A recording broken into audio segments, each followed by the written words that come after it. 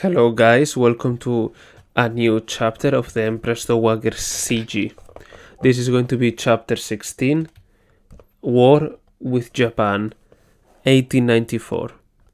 Japan set about its miraculous transformation into a modern power during the reign of Emperor Meiji, who ascended the throne in 1867. With a population of 40 million, it aspired to build a global empire. In the 1870s, it seized one of China's vassal states, the Ryukyu Islands, and attempted to invade Taiwan, part of the Chinese Empire. Cixi's general policy was to keep the empire intact at all costs, while releasing the vassal states if she had to. She washed her hands of Ryukyu by deeds if not by words, but made a determined effort to defend Taiwan, linking the island more closely to the mainland.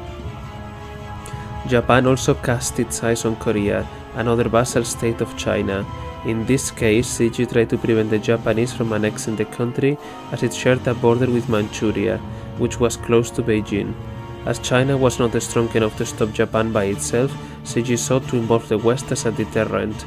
She instructed early to persuade Korea to open up trade with the Western powers so that they would have a stake in the country. In 1882, an internal strife broke out in Korea and the Japanese legation was assaulted. Tokyo sent a gunboat to Korea to protect its nationals. As soon as she heard the news, Cixi told Early her anxiety that Japan might exploit the situation to pursue its designs. She immediately dispatched troops by both land and sea to the capital of Korea, today's Seoul, with Early in overall command based in Tianjin. While the Chinese army helped end the riot, the Japanese refrained from getting involved in the fighting. They obtained some compensations, but most importantly, their soldiers stayed on. In response, Cixi ordered some of her troops to be stationed in Korea for as long as there was a Japanese military presence. The troops staying behind in Korea were under a commander, Wu Chang-king, who seems to have succeeded in keeping his men strictly disciplined, which earned some goodwill from the Koreans. In 1884 he fell ill and returned to China. When it looked as though nothing could cure him, his despairing teenage son cut 2 slices of flesh from his own left chest at a place near his heart and cooked them with the medicine, in a desperate but vain hope that the love and sacrifice would move heaven and revive his father. The son's idea had come from some Confucian morality stories, but it did not work. Writing to Early in her own hand in crimson ink to stress the importance of her words, she said, "Though a small country, Japan harbors big ambitions. It has already swallowed Ryukyu and is now eyeing Korea. We have to prepare ourselves quietly. You must be extremely cautious about Japan and do not lower your guard for a moment." It was principally for this reason that she decided to spend enormous sums to build up the navy. At the end of 1884, while China was at war with France on its border with Vietnam, a pro-Japanese coup broke out in Korea. From the information she gathered, Cixi was convinced that the Japanese were behind the coup, taking advantage of China's preoccupation elsewhere. She sent over troops to help suppress the coup, but told them not to give the Japanese any excuse to start a war. As it turned out, when Chinese troops did clash with the Japanese in the Korean king's palace, the Chinese were victorious.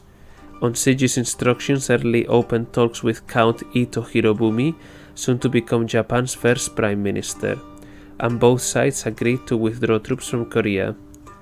Cixi was pleased with the speedy and satisfactory conclusion, so was Robert Hart, Inspector General of Customs, who wrote in a letter, "The Japs were to sign yesterday at Tianjin, so we win all round." Over the next decade, Japan accelerated the modernization of its military, especially the navy. In China, Cixi laid down her guideline for naval development just before she retired at the beginning of 1899. Keep expanding and updating gradually but never slacken. But after Cixi's retirement, China stopped buying advanced warships. Emperor Guangxu was guided by Grand Tutor Wang, who was also in charge of the country's finance as the head of the Ministry of Revenue. Wang could not comprehend why huge sums of money should be spent on gunboats when there was no war. He did not see Japan as a threat. All his concerns were domestic. In 1890, natural disasters ravaged the country and millions were made homeless by floods. Hart wrote, "We have had lakes in the city, a sea around it, rivers in the streets, swimming baths in the courtyard, shower baths in the rooms and destruction of roofs and ceilings." Famine-stricken men and women depended on rice centers to which Cixi, as the Empress Dowager, made donations. The government spent more than 11 million taels to buy rice from overseas that year. When the disaster was over and rice imports halved, naval updating did not resume.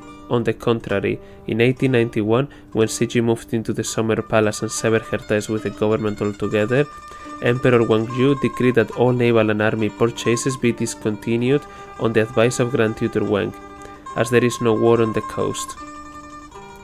This decision may have caused a rows at the time between Emperor Guangyu and Cixi, who was deeply concerned that Japan would now outstrip China in military material. Indeed, as Early observed, Japan is concentrating the resources of the entire country to build its navy, and is buying a gunboat every year, including first-class latest ironclads from Britain. As a result, in the ensuing years, the Japanese navy overtook the Chinese in its overall capacity, especially in faster and more up-to-date warships. The Japanese army also became better equipped. At this time, Early was in charge of coastal defense. Emperor Guangyu had inherited and retained Cixi's whole team after his takeover. Whatever resentment he felt for his Papa Dearest, he was not engaged in a power struggle with her. The emperor also had no interest in defense matters. In fact, he preferred not to have to think about them and left everything in this field to Early. But although the Earl had this enormous responsibility, he had lost the unreserved trust that he had enjoyed with Cixi. At the Emperor's side was his bitter foe, Grand Tutor Wang. The animosity of the arch-conservative royal tutor towards the major reformer went back a long way. The tutor had always suspected that some of the money allocated to the Earl for building the navy had ended up in the Earl's own pockets and those of his associates. This sneaking suspicion was behind his advice to the Emperor to stop all purchases of gunboats. As soon as Cixi retired, the Grand Tutor started to check the Earl's accounts year by year, going back to 1884, when a major update of the navy began. The Earl was required to present the financial records in detail, to answer endless queries and to justify himself, and to beg for such essentials as maintenance costs for the ships. The Grand Tutor remained suspicious, and the Emperor appointed Prince Qin as the overlord of the navy, in a signal of distrust towards the Earl. The Earl felt that the throne chooses to believe in groundless rumors and seems to want to take power away from him. Under this pressure, he made it his priority to please the Emperor and keep his job. After Emperor Guangyu halted the purchases for the navy, and knowing that His Majesty did not want to spend money on defense, the Earl presented him with a glowing report about an impregnable coast. There was no mention of any problems, although the Earl knew there were many. He wrote privately, "Our ships are not up to date, and the training is not quite right. It will be hard to succeed in a sea battle." Later, he even said that he had known all along that the Chinese military was a paper tiger. But to Emperor Guangyu, he only said that what His Majesty wanted to hear. Indeed, the Emperor was pleased and praised him fulsomely for doing a brilliant job. Naval chiefs repeatedly asked for new warships, but the Earl did not pass on the request to the throne. He was fearful that Grand Tutor Wang might accuse him of crying wolf in order to line his own pockets, and that the Emperor might fire him. The Earl was in denial about Japan's ambitions, and he did not seem to have any sense of unease, even though he could see that Japan's naval expansion was aimed at China. Japan was seeking to be one up on us in everything. If our gunboat speed is 15 knots, they want theirs to be 16 knots. That country will go far, he remarked to a colleague, but he shut his mind to the inevitable fact that Japan could only go far at the cost of the Chinese Empire. If Cixi had been in charge, she would have never allowed Japan to become superior in military hardware. She knew that this was the only way to deter Japan. Before she retired, she had built up a navy that was the most powerful in Asia, far better equipped than that of Japan, and to keep that edge was by no means impossible, given that Japan had less total wealth at the time and could ill afford a gunboat race. But Cixi in retirement had neither adequate information nor any say for international affairs, and the young emperor was not a strategic thinker. He simply left the whole business of defending the country to Earl Lee, whose calculations were based on self-interest. On May 29, 1894, after inspecting the coast, Earl Lee presented the monarch with another optimistic report. This time, traces of apprehension crept in. He mentioned that Japan had been buying gunboats every year and that China was lagging behind, but he stopped short of spelling out the implications, which were consequently lost on Emperor Guangju. His Majesty asked no questions and once again praised the Earl for doing a good job. Just at this moment, Japan struck. In spring that year, there had been a peasant uprising in Korea. On June 3rd, the Korean king asked China to send in troops, and Beijing agreed. In keeping with Early's agreement with Count Tito, China informed Japan. Tokyo claimed it needed its own soldiers in Korea to protect its diplomats and civilians, and dispatch a force. The uprising ended before the troops of either country could intervene, and the Koreans requested both countries to withdraw. The Chinese were prepared to do so, but the Japanese declined to leave. The Prime Minister of Japan was now Count Tito, Earl Lee's counterparts in the negotiation 10 years earlier. An outstanding statesman, Ito had since that time helped draft the Meiji Constitution of 1889 and establish a bicameral national diet in 1890, which had laid the foundations of modern Japan.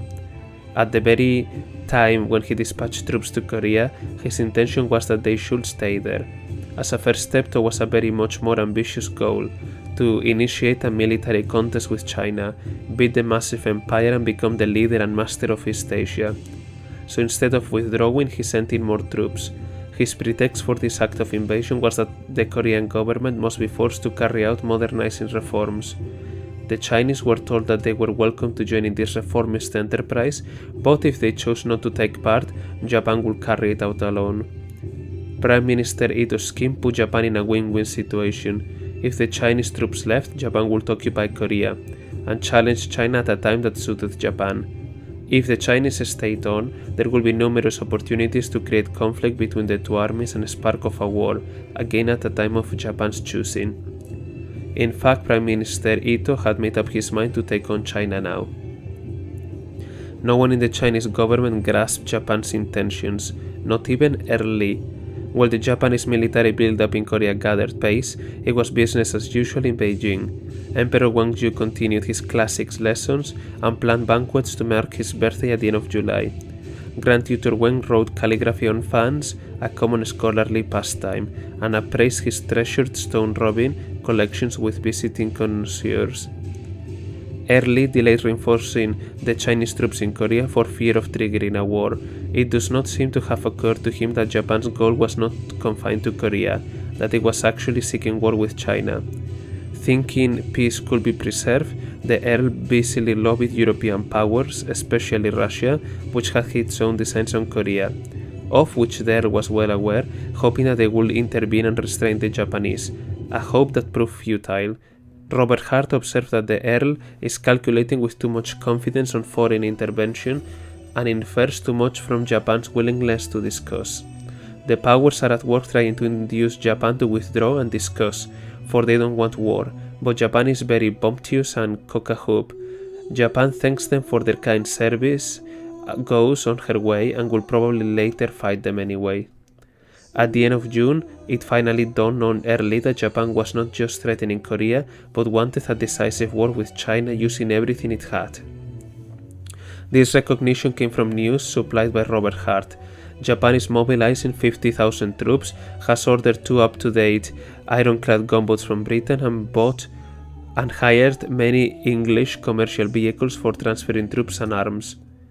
When he reported this to the Emperor, the Earl's emphasis was now on the problems that beset his country's defense. This time he made clear that China was probably unable to win on the sea, and moreover that there were only 20,000 land troops defending the entire northern coast from Manchuria to Shandong. The Emperor noticed the discrepancy between this and the Earl's recent upbeat report, but he was not alarmed. He said that war between China and Japan over Korea was within our expectations, and he was sanguine. Grandly, he talked about launching a punitive military action on a massive scale. His Majesty's condescension towards Japan was shared by the vast majority of his subjects. Hart observed, 999 out of every 1,000 Chinese are sure Big China can thrash Little Japan. On July 15, while Japan moved in a really masterful way, the Chinese emperor appointed his classics tutor as his key war advisor. The Grand Council could not have a meeting without Wang's presence. Teacher and pupil were blatantly ignorant about just how bad the condition of their country's defense was. Hart wrote at the time that China would find that her army and navy are not what she expected them to be, and that if there was a war, Japan will dash gallantly and perhaps successfully, while China, with her old tactics, will have many a defeat to put up with. Indeed, the Chinese military had slipped back into their old ill-disciplined and corrupt ways. Gunboats had been used for smuggling and gun barrels, uncleaned, as laundry hangers. Nepotism had swelled the ranks with incompetent officers. No one was in the mood for war, while the Japanese military had been drilled into a superb war machine primed for action. Belatedly, Early started to transport troops to Korea by sea, for which 3 British ships were chartered. While the ferrying was underway on the 23rd of July, Japanese troops entered Seoul, seized the Korean king and set up a puppet government, which granted the Japanese army the right to expel Chinese troops. On the 25th, the Japanese Navy launched a surprise attack on their ferries, transporting Chinese soldiers, and sank one ship, the Kaohsiung. Nearly 1,000 men, including 5 British naval officers, died. News of the first military clash with Japan was withheld from Emperor Gwangju for 2 days by Early. The Earl was afraid that the poorly informed emperor might declare war at once, which he regarded as unwise. He was trying to use the sinking of a British ship to avert the war. Britain cannot allow this, the Earl reckoned. It will do something to check Japan. He clutched at his hopes like a handful of straws. It quickly emerged that neither Britain nor the other powers wished to become entangled. China and Japan declared war on each other on August 1st. The burden of conducting China's first modern war, and its biggest in 200 years, thus fell on the shoulders of a 23-year-old who had led a totally secluded life. He had little knowledge of the world, only half-cert information about his own armed forces, and none about his enemy, and relied almost exclusively for guidance on his backward-looking classics tutor. His military commander, Early, laid all his bets on peace efforts and failed to prepare proper defenses. Worse, the Earl felt unable to share strategic planning with Gwangju and often concealed information from him. Facing these shambles was Japan's modern navy and army. The outcome of the war was not hard to predict. The Chinese suffered one catastrophic defeat after another on land in Korea as well as on the sea. By late September, the Japanese had captured the main city in northern Korea, Pyongyang, and had advanced to the Yalu River, the border with China. During all this time, Emperor Gwangju did not involve Cixi beyond informing her when the war was already inevitable, just before July 16th. She was living in her summer palace, cut off from the nerve center of policy making, with only a vague picture of the conflict. He had come to her for her confirmation that war must be fought, and she gave her full support. She was also stressed that China must not do anything that gives the impression of weakness. The way Early conducted himself in pursuit of peace was an admission of weakness, even desperation, and yet there was no sign but that the message was conveyed to the Earl. Emperor Gwangju only mentioned it in passant to Grand Tutor Wen in his private study. Cixi herself had no contact with the Earl and no way to give him or anyone else instructions. After his brief consultation, Emperor Gwangju sought Cixi's views no more. Her role was purely symbolic.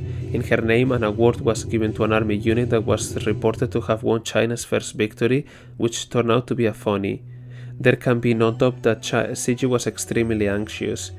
She appears to have tried to get a couple of Grand Councilors to pass on information to her through Prince Qing, but Emperor Gwangju learned about it and reprimanded the councillors. At the urging of a group of friends close to him, the Emperor kept Cixi out of the policy loop. Reports about the war were presented only to the Emperor in sealed envelopes, and he only allowed her to glimpse their headings. From the outbreak of war at the beginning of August until the eve of the fall of Pyongyang at the end of September, it seems that Emperor Gwangju only consulted Cixi once. when he wanted to sack Admiral Ting, head of the Northern Fleet that was fighting the war. He was bound by the statutes drawn up governing his assumption of power to obtain Cixi's approval for major personal changes. Presenting this case, the Emperor accused the Admiral of being cowardly and incompetent because he did not send his fleet out to the open sea. In fact, the Admiral was adopting a defensive strategy, based on the fact that the Japanese had better and faster ships and their superiority would have been decisive on the open sea. By staying in its base, the fleet was afforded the protection of the forts, but the Emperor heeded the advice of a cousin of Imperial concubine Pearl, Sirui, who insisted that as Japan was merely a tiny and poor country, our ships must parade on the open sea and attack and destroy its gunboats. Our cannons must fire first the moment we encounter an enemy ship. When Cixi saw the draft edict sacking the Admiral, she was incensed and said with palpable outrage, "The Admiral has not been found to have committed any crime." She refused to allow the edict to be issued in a gesture of defiance. Emperor Guangju gave a particularly harsh order condemning the Admiral and telling Earl Lee to find a replacement. The Earl wrote at length entreating the Emperor to reconsider, explaining the defensive strategy, pointing out that there was no one to replace the Admiral, and arguing that sacking him would only cause an upheaval in the navy. At last, Emperor grudgingly suspended the dismissal, but he continued to scold and berate the Admiral. It was against this background that the Admiral conducted a major sea battle on September 17, 1894, in which 5 of his warships were sunk. This event, together with the imminent fall of Pyongyang, forced Emperor Guangju to involve Cixi, who had also just found an opportunity to leave the Summer Palace and go and stay in the Sea Palace adjacent to the Forbidden City. So on the day of the devastating sea battle, and after 2 full months of disastrous warfare, Cixi saw the Grand Council for the first time in years. She still did not have a mandate to conduct the war. Her stay was initially supposed to be short, only 10 days, after which she was scheduled to return to the Summer Palace on September 26th. But because of her status and her track record, she assumed a certain authority, especially in the eyes of those who had worshipped her. To brief her about the development of the war, Earl Lee presented detailed reports attaching past telegrams that he had received. As a bleak picture began to emerge, Cixi announced that she was donating 3 million taels for the upkeep of the army. Then she extended her stay in the Sea Palace for another 10 days to October 6th. Provisionally, meaning it could be longer. Simultaneously, she cancelled all celebrations for her 60th birthday, which fell on November 7th. The preparation for this birthday had started 3 years earlier, overseen by Grand Tutor Wen amongst others. The 60th birthday was a milestone for the Chinese, and that of the Empress Dowager required glorious celebrations. One of the central responsibilities of the Ministry of Rights, a major government ministry, was to issue programs for such occasions. The program this time followed the precedent set by Qianlong the Magnificent for his own and his mother's 60th birthdays, and filed 2 booklets bound with red satin. The files of imperial decrees were thick with lists of honors to be bestowed, promotions to be made, criminals to be amnestied, and 1,001 other things to be done. Along the route from the Forbidden City to the Summer Palace, 60 sites had been selected, where richly decorated arches, pavilions, marquees, and stage for operas and dances were constructed. These were now scrapped, so you would only receive congratulations in the Forbidden City in a much more reduced ceremony. For several days, Cixi studied the history of the war, and she concluded that Earl Lee had bungled China's position through a series of miscalculations and misconduct, such as lying to the Emperor. Given that the army had a personal allegiance to him, she felt that he could not be dismissed. To call for his blood, she replied, "Hold it for now, there is no one to replace him." Prince Gong was reinstated and made for the chief Grand Counselor, but the prince could conjure up no miracles. There were more defeats and heroism. In one sea battle, a captain called Deng Xinchan sailed straight at a Japanese ship to try and ram it, and when that failed and his own ship was sunk, he refused to be rescued and drowned himself. By the end of September, all the Chinese troops had been driven out of Korea to the side of the Yalu River. Beijing knew, in the words of Robert Hart, that further fighting is unreliable and an early settlement is the best step to be taken. two Grand Councillors approached her to ask Britain to broker a peace. The British suggested two terms as the basis for stopping the war: that Korea become a protectorate of the international powers and that China pay a war indemnity to Japan. Under the circumstances, these terms were not at all bad, but they sent Grand Tutor Wenk into a fury. Condemning the British minister who presented the proposal as vicious, he demanded that the Grand Councillors reject their terms. Cixi spent a long time trying to persuade him to agree to the British proposal, letting him know this was her wish. The courtier bowed to the will of the Empress Dowager with great reluctance, and the British put the proposal to the Japanese. This episode showed Cixi that her current position was very different from what it had been in her pre-retirement days. She was now only a consultant, albeit one with clout. Indeed, she was not adequately informed, as the Emperor only gave her access to some of the reports he received, which meant that her picture of the war was patchy. As a result, she entertained the illusion that, with the mediation of the British and the payment of an indemnity, settlement could be reached. She underestimated Japan's appetite, believing that at this stage she would be satisfied with gobbling up Korea. While waiting for Japan's response to the British proposal, she did something that was out of character with her as a statesman, but in character with another side of her. That of a woman avid for beautiful things, Early had just sent her a list of his gifts for her birthday, and they consisted of 9 sets of treasures. 9 jade inlaid ruyi, 9 pure gold statues of the Buddha of longevity, 9 gold watches studded with diamonds, 9 pairs of gold cups of good fortune and longevity, 9 diamond headdress flowers, 9 bolts of pure yellow velvet, 9 bolts of floral yellow brocade, 9 gold incense burners inlaid with 7 jewels, and 9 gold vases inlaid with 7 jewels. It was a magnificent list, even for the Empress Dowager of China. It was particularly tempting for Cixi, who took much pleasure in art and luxury. The Earl, who did not have fabulous wealth, was really desperate to ingratiate himself with Cixi, clearly in the hope that she would save his skin. He presented the gifts knowing that Cixi had actually issued a decree 2 years before announcing no presents please for her 60th birthday.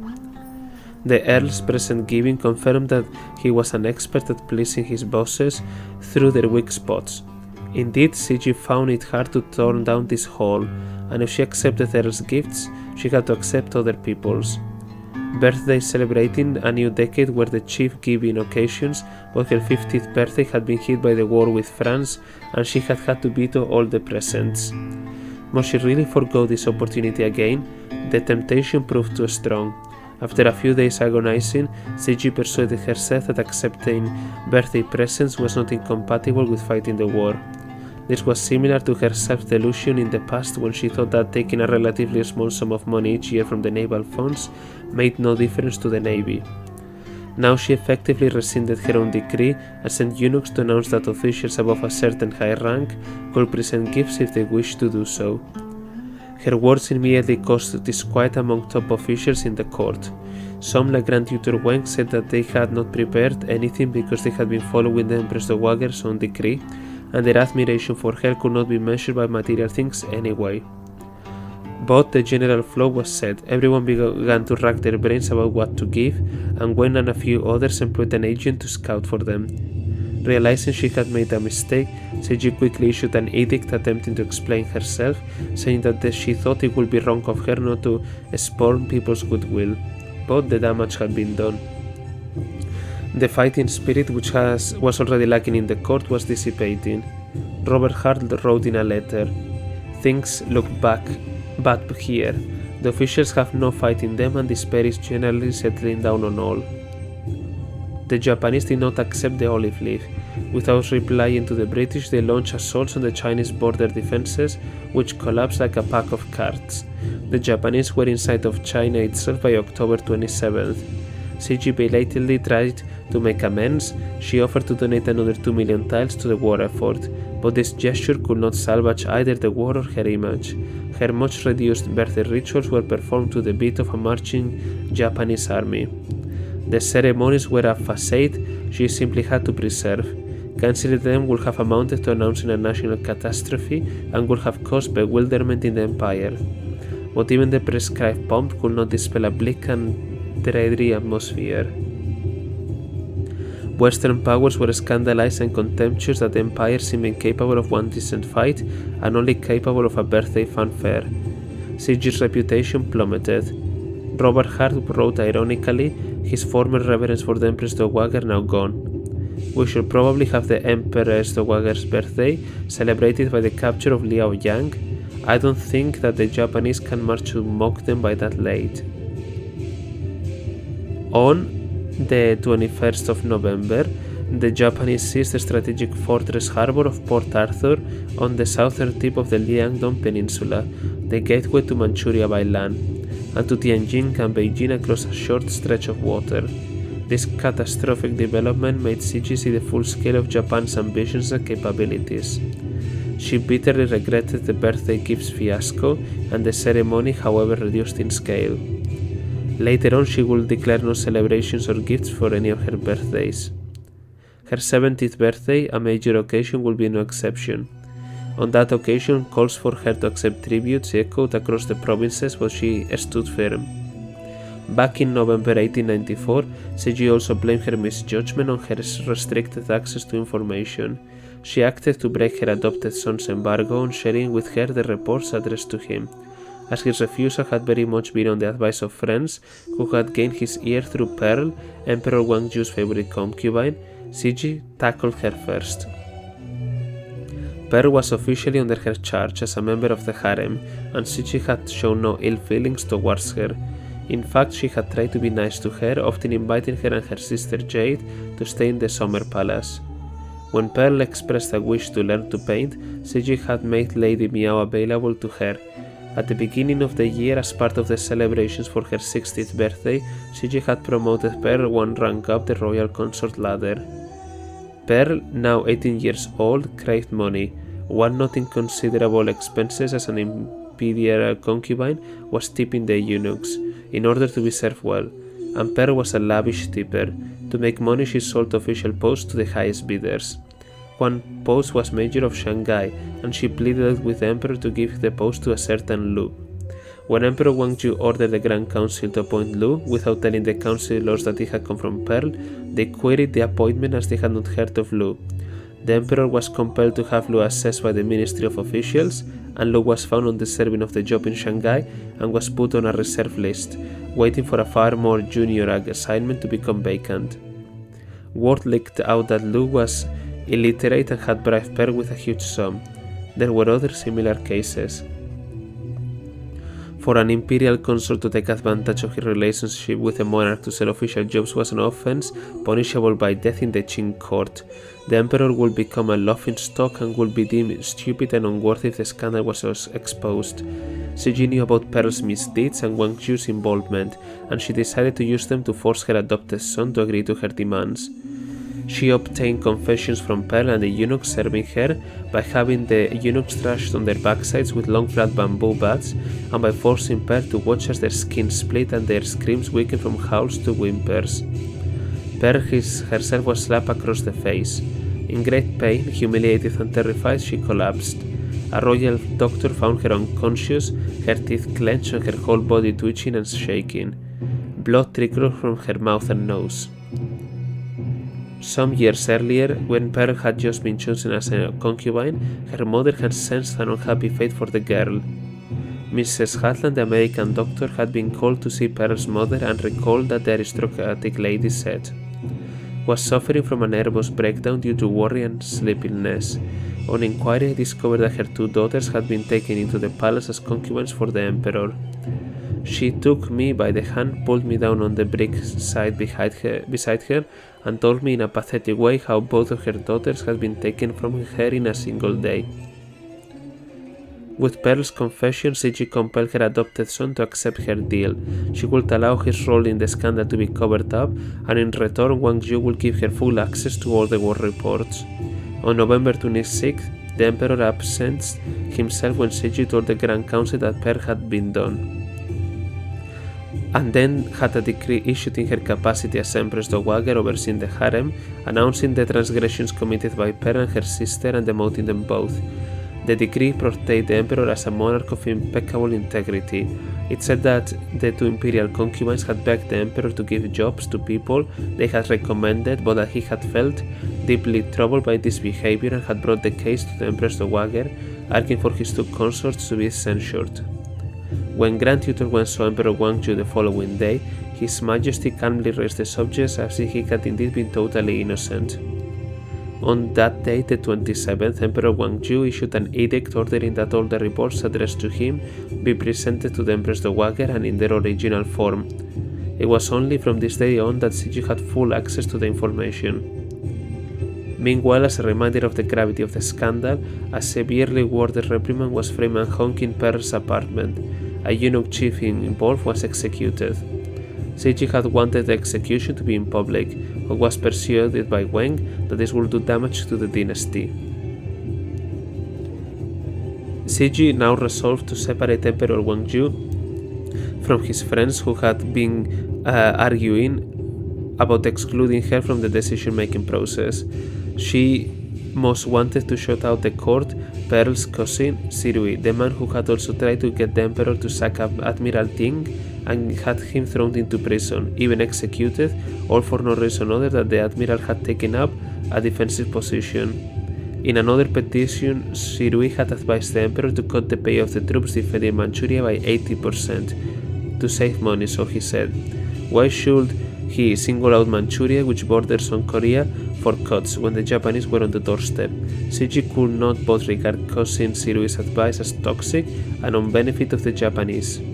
Deeply suspicious of him, she sent him to a post in the far north of the empire, well away from the court. She also planned to eliminate the influence of Wen Tingxi, a family friend of Pearl. When Wen had written to the emperor saying that Cixi had to be barred entirely from politics because a woman playing a role in these affairs was like a hen crowning in the morning. In addition, Wen had got a censor, Wei Jung, to petition the throne and accuse Cixi of meddling, alleging that she was the puppet of her head eunuch Lian Ying. Cixi was distraught by this allegation, which even some top officials tended to believe. One voiced his concern to her in an audience, and her anger was palpable as she interrupted him and told him to rest assured that the allegations were untrue. Rumors began to circulate that she was an appeaser and had been putting pressure on the emperor not to fight Japan. Historians are going to write it in this way: how am I to face the country? And what will the future generations think of me? She cried. Emperor Guangzhou felt compelled to punish the slanderous censor and banish him to the frontier for several years. Such a harsh punishment for criticizing Cixi was unheard of during her reign, and it caused a sensation. Many believed the accusations and feted the censor as a hero. Much of the sympathy for him was stirred up by Wen, whose closeness to Emperor Guangzhou gave him credibility. Wen collected tens of thousands of taels as a morale-boosting gift to the censor as he went into exile.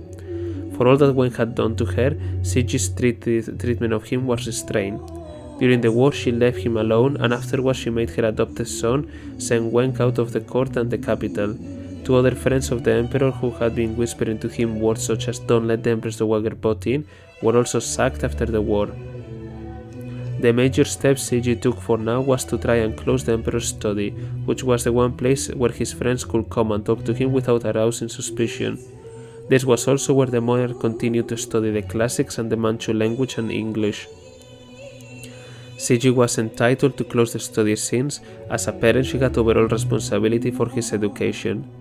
Shutting down the study would also put a stop to the emperor's tete-a-tete with Grand Tutor Wen, during which they framed war policy. Cixi wanted policies to be made with the Grand Council and in her presence. She made Wen a Grand Councillor and so that he would have no reason to impart his advice in private. Cixi's move to close the study was unsuccessful. Emperor Guangzhou was very annoyed about losing his private world and asked Prince Gong, now heading the Grand Council, to intervene. Wen was upset too, so Cixi had to allow his classics lessons to continue, stopping only the language sessions. She had to reassure Wen that she regarded him as loyal and trustworthy, and shutting the study had not been aimed at him but only at the likes of Sirui. She apologized for her order being too blunt. Only as a result of this immense struggle did Cixi break into the decision-making process. This was near the end of 1894, months after the war had started and when China was already doomed to defeat.